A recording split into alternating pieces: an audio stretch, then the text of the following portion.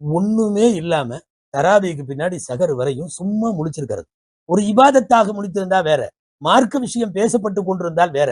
அதாவது இரவு விடிப்பதற்கு ஒன்னு தொழுபவன் குரான் ஓதுபவன் போன்றவர்களுக்கு அனுமதி உண்டு, முசாஃபிராக பிரயாணம் செய்பவனுக்கு அனுமதி உண்டு, கல்வி கற்கிற மாணவனுக்கு இரவு வெளிக்கு அனுமதி உண்டு, போர்க்களத்தில் இறைவனுடைய பாதையிலே போரிடுபவனுக்கு இரவு வெளிக்கு அனுமதி உண்டு. இவங்களை தவிர வேற யாருக்கும் நைட்டு முடிச்சிருக்க அனுமதி இல்லை. இந்த 4 லிஸ்ட்லயுமே வராது நாம ரம்ஜான்ல முடிச்சிருக்கிறது.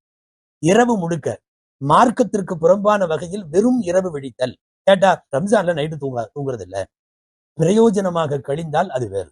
இதெல்லாம் நோன்பினுடைய பரவலான தவறு. இன்னொன்னு, எல்லா நாளுமே ஒருவன் இஷா தொழுகையை தொழுது முடித்தால் பாதி இரவு வணங்கியது போல, ஃபஜ்ரையும் ஜமாத்தோடு தொழுது முடித்தால் மீதி பாதி இரவையும் வணங்கியது போல.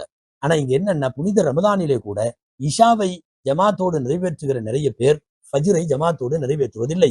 ஆனால் ஒரு பாதி இரவினுடைய வணக்கத்தினுடைய நன்மை அந்த ஃபஜ்ரிலே தான் இருக்கிறது. அன்பானவர்களை, நிறைய திட்டமிட வேண்டும்.